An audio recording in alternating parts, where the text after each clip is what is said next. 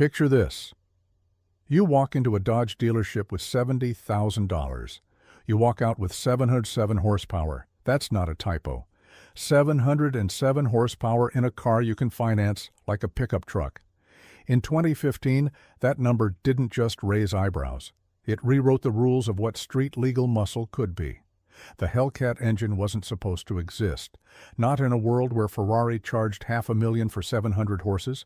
Not when Lamborghini demanded $400,000 for similar power.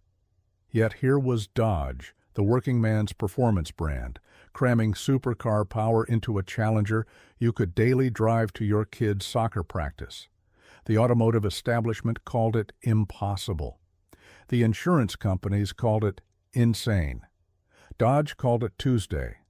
This is the story of how Chrysler engineers built the most powerful production V8 ever sold in an American muscle car, how they made it reliable enough for a warranty, and why this 6.2-liter supercharged monster represents the last great middle finger to the electric future. It's about breaking every unwritten rule of street-legal power delivery while somehow keeping the lawyers happy.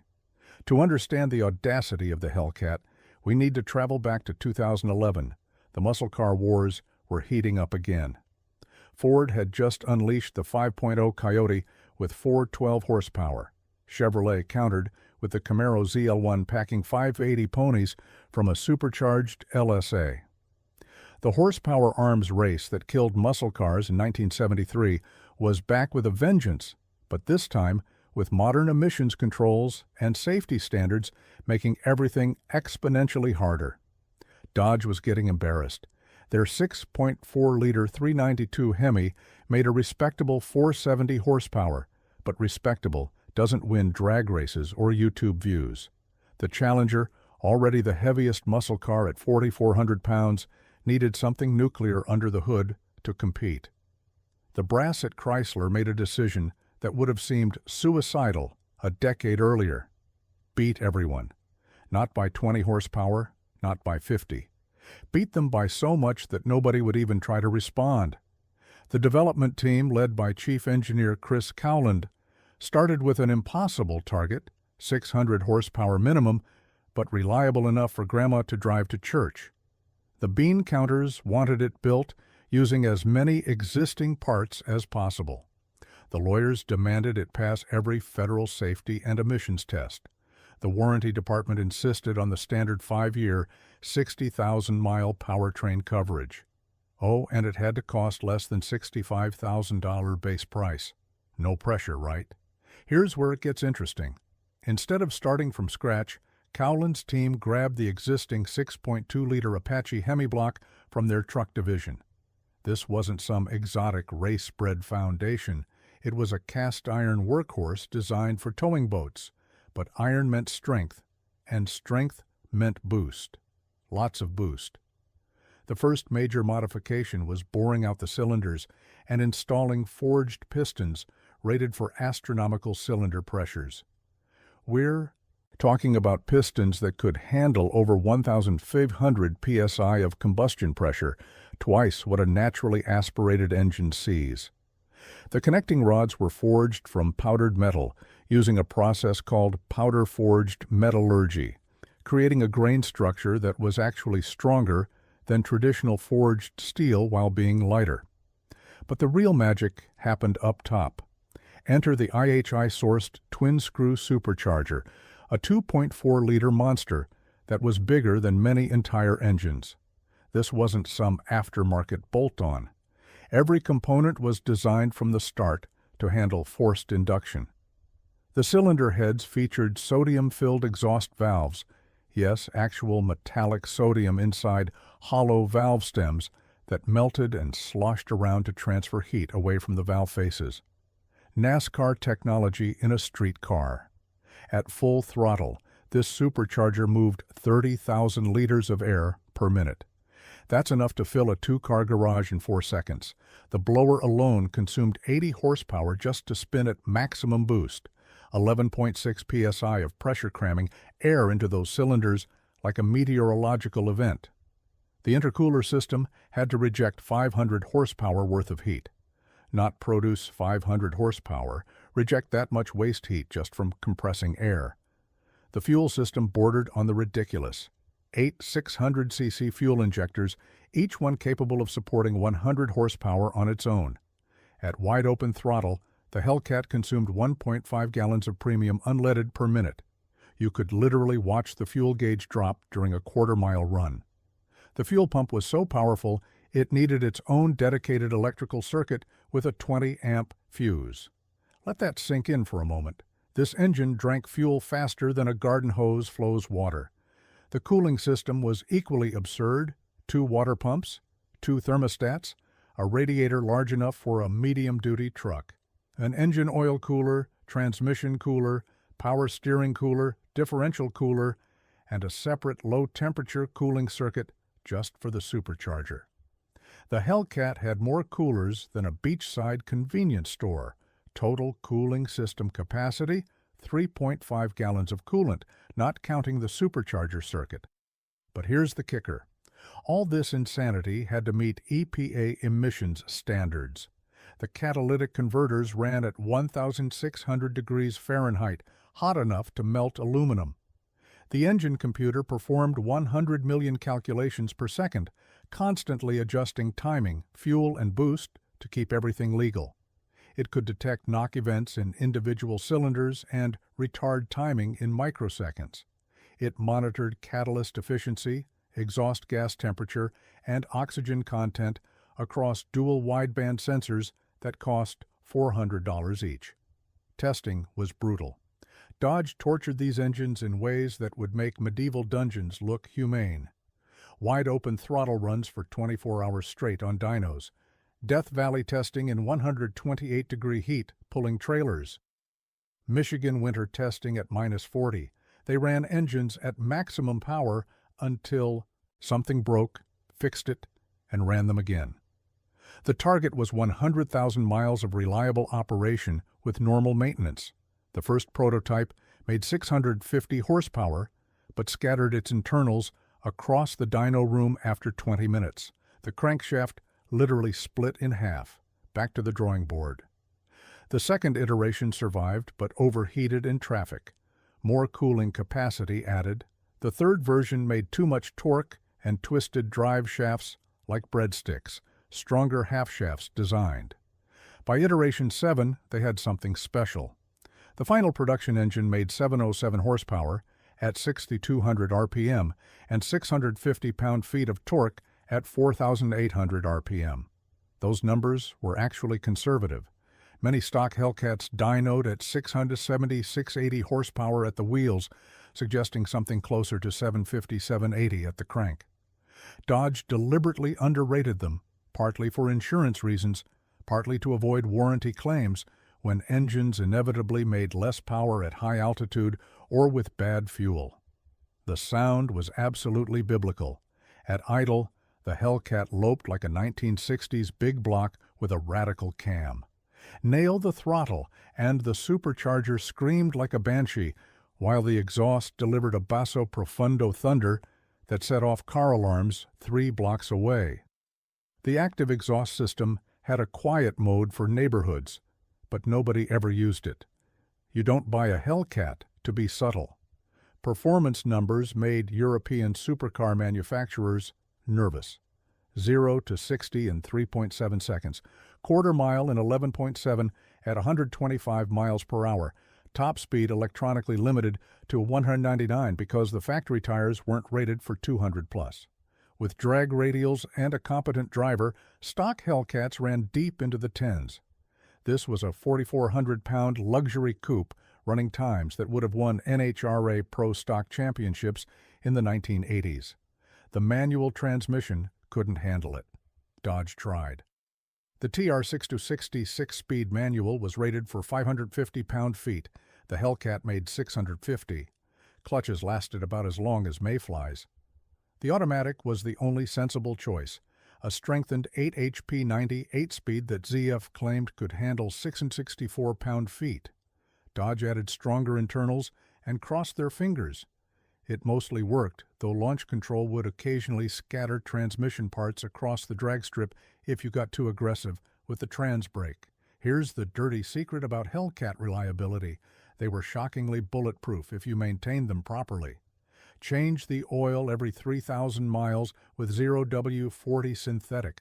Replace the supercharger belt every 20,000 miles before it grenaded and took out the engine. Keep fresh spark plugs in it. Don't run garbage fuel. Follow those rules, and Hellcats would run 100,000 miles of hard use without major issues. The problem was that owners treated them like rental cars with infinite warranty. The aftermarket went completely insane. A simple pulley swap and tune pushed power over 850 horsepower. Port the blower, add headers and E85, and 1,000 horsepower was routine. The stock bottom end could handle 200 horsepower reliably. Some maniacs pushed them to 1,500 with bigger turbos replacing the supercharger. The block didn't care. It was an iron anvil that laughed at boost. But wait, there's more. Dodge wasn't satisfied with just the Challenger. They stuffed the Hellcat into the Charger sedan because nothing says family car like 707 horsepower and rear-wheel drive. Then came the Jeep Grand Cherokee Trackhawk with Hellcat power and all-wheel drive. A 5,400-pound SUV that ran 11.6 in the quarter mile. Physics professors used it as an example of what happens when engineers stop caring about sanity. The Hellcat's real impact wasn't just performance, it was accessibility. For the first time in history, working-class enthusiasts could finance genuine supercar power. A plumber in Phoenix could walk into a dealership and leave with more horsepower than a Ferrari 488. A construction foreman in Detroit could daily drive 700 horsepower to job sites. The Hellcat democratized absurd power in a way that made European manufacturers deeply uncomfortable. Insurance companies didn't know what to do. How do you rate a car that costs $70,000 but performs like a $400,000 exotic? Some companies flat refused to insure them. Others charged $500 a month for liability alone. State Farm famously denied claims when Hellcats crashed, arguing that 707 horsepower was inherently unsafe for street use. Lawyers got rich, owners got angry, Dodge kept building them. The safety nannies were equally puzzled. The Hellcat came with sophisticated traction control, stability management, and launch control systems. You could dial in exactly how much power you wanted, from 500 horsepower in street mode to full kill 707 in track mode. But you could also turn everything off with a few button presses and roast the tires from here to next Tuesday. The government couldn't ban it because it met all federal requirements. They just had to watch as YouTube filled with videos of Hellcats doing spectacular burnouts and occasionally spectacular crashes. Production numbers tell an interesting story.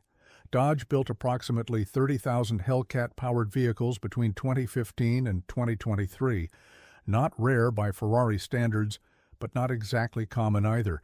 Each engine was hand-assembled at the Saltillo engine plant in Mexico, with each builder adding their signature to a plaque on the supercharger. These weren't mass-produced commodity motors. They were built by craftsmen who understood they were creating something special. The competition scrambled to respond but never quite caught up. Ford's Shelby GT500 finally answered in 2020 with 760 horsepower from a supercharged 5.2, but it cost $30,000 more. Chevrolet's Camaro ZL1 made 650 horsepower, but felt anemic by comparison. The Europeans? They pretended the Hellcat didn't exist while quietly adding power to stay ahead. The psychological damage was done. America had proven it could build power cheaper and more reliably than anyone. Hellcat's influence rippled through the industry. It normalized 700-plus horsepower for street cars. Before 2015, that was exotic car territory. After the Hellcat, it became the benchmark for serious performance. The Ram TRX got a Hellcat. The Durango got a Hellcat. There were rumors of a Hellcat-powered Ram 1500 that never materialized, but would have been glorious. Dodge had created a monster and milked it for everything it was worth. Let me put the Hellcat's achievement in perspective. In 1970, the height of the original muscle car era, the most powerful engine you could buy was the 426 Hemi at 425 horsepower. That was gross horsepower, probably 350 at the wheels. The Hellcat made double that power, while meeting emission standards the 1970 Hemi couldn't dream of passing. It got better fuel economy. It was more reliable. It came with a warranty. Progress isn't always pretty, but sometimes it has a supercharger whine.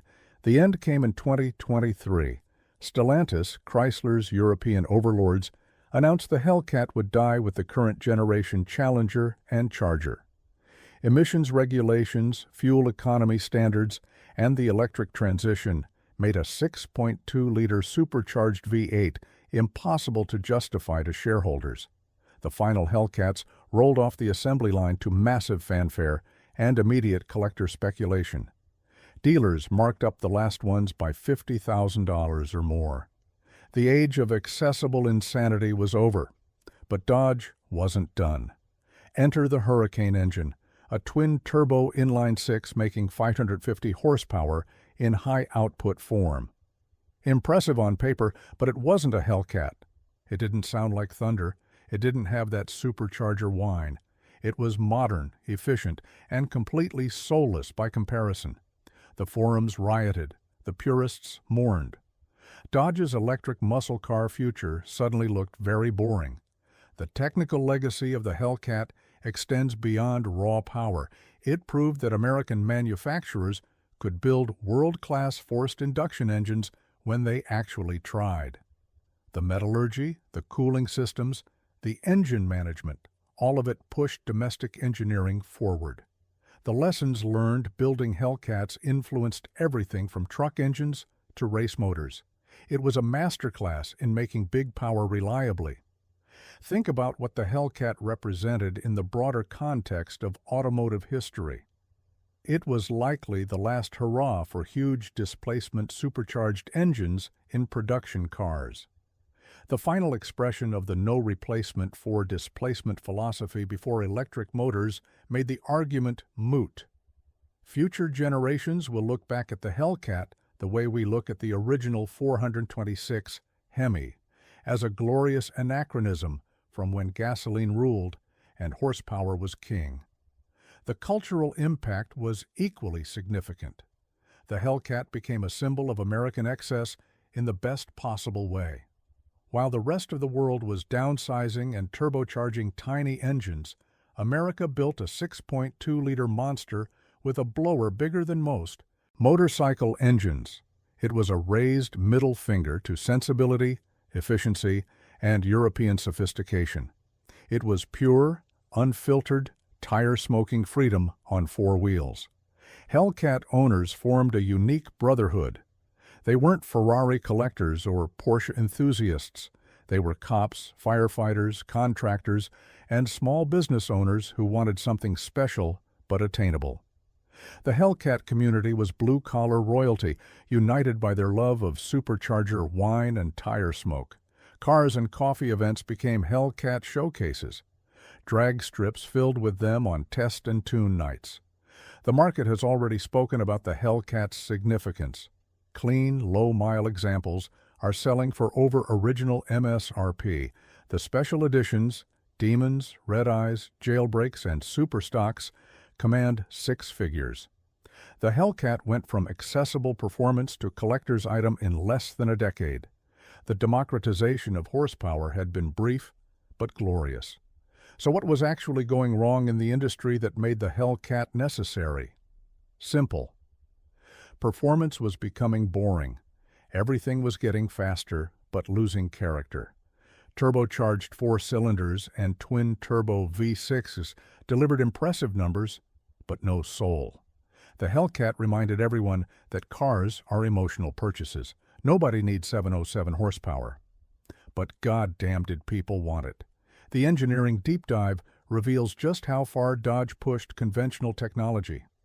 The crankshaft was forged from 4140 steel and nitrided for surface hardness. Each one was balanced to within 2 grams.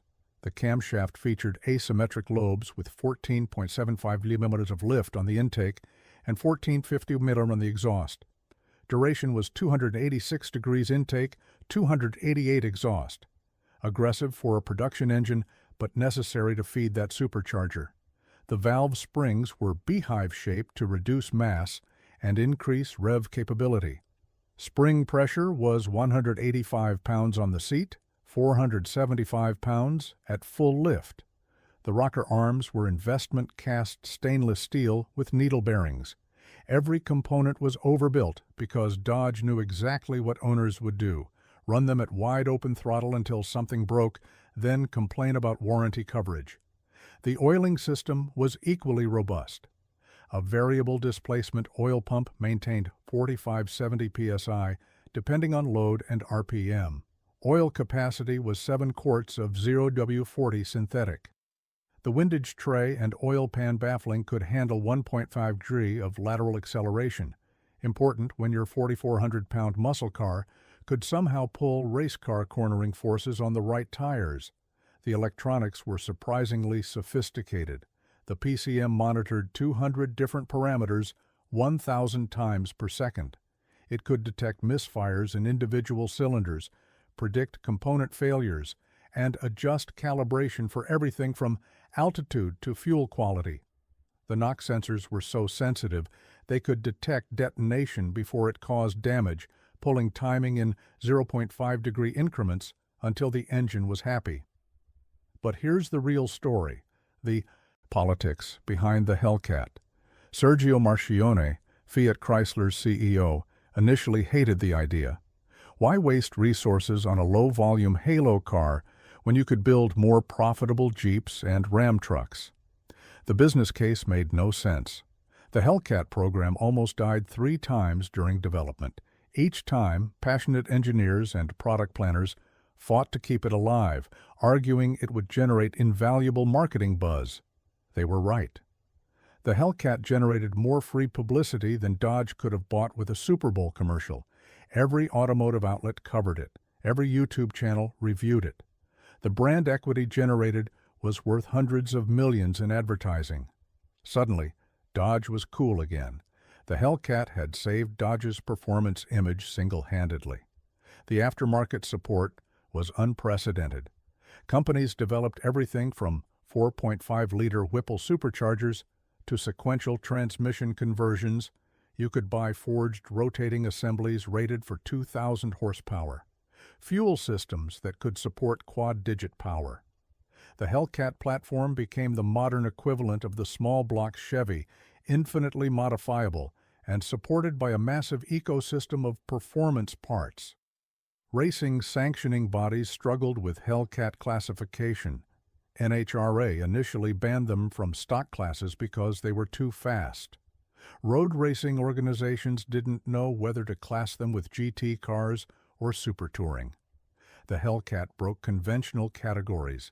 It was too powerful for its price point, too heavy for its power level, and too capable for its intended market. The police departments that bought Hellcat Chargers for pursuit vehicles discovered something interesting.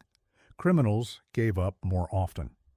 The psychological impact of seeing a Hellcat Charger in your mirror was apparently more effective than actual pursuit capabilities.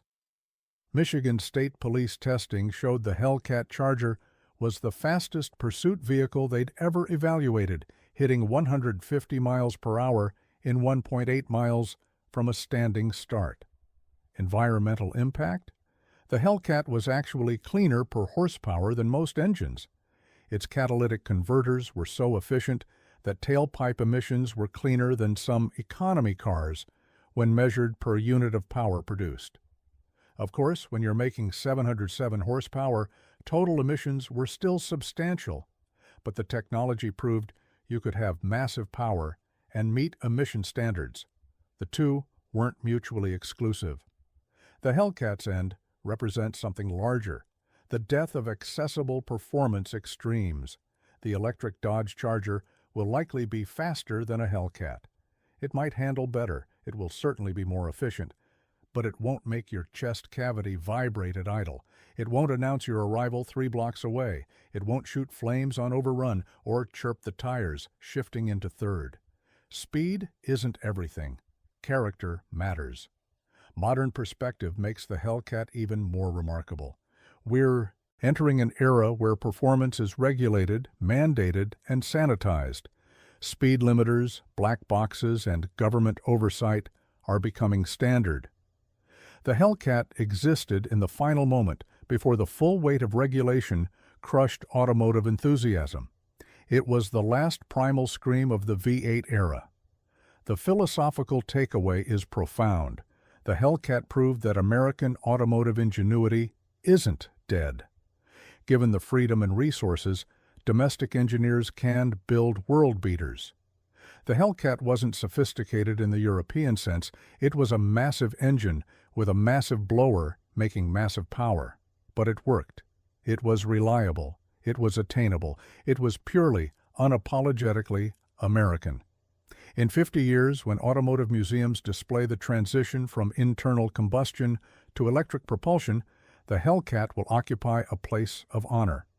It will represent the pinnacle of accessible combustion performance, the last time average enthusiasts could buy genuine supercar power, and the final expression of the bigger is better philosophy that defined American performance for 7 decades. The Hellcat didn't just break the street power rules. It obliterated them, scattered the pieces, and did a massive burnout on the remains. It proved that you could have supercar performance without supercar prices, that reliability and ridiculous power weren't mutually exclusive, and that sometimes, just sometimes, giving engineers permission to build something insane results in something magical. 707 horsepower for $70,000. In 2015, that equation changed everything. The reverberations are still being felt. The Hellcat is gone, but its legend will outlive us all. Because somewhere, right now, someone is firing up a Hellcat in a garage. That supercharger is beginning to whine, and for a brief moment, all is right with the world. What's the most powerful car you've ever driven? Let me know in the comments.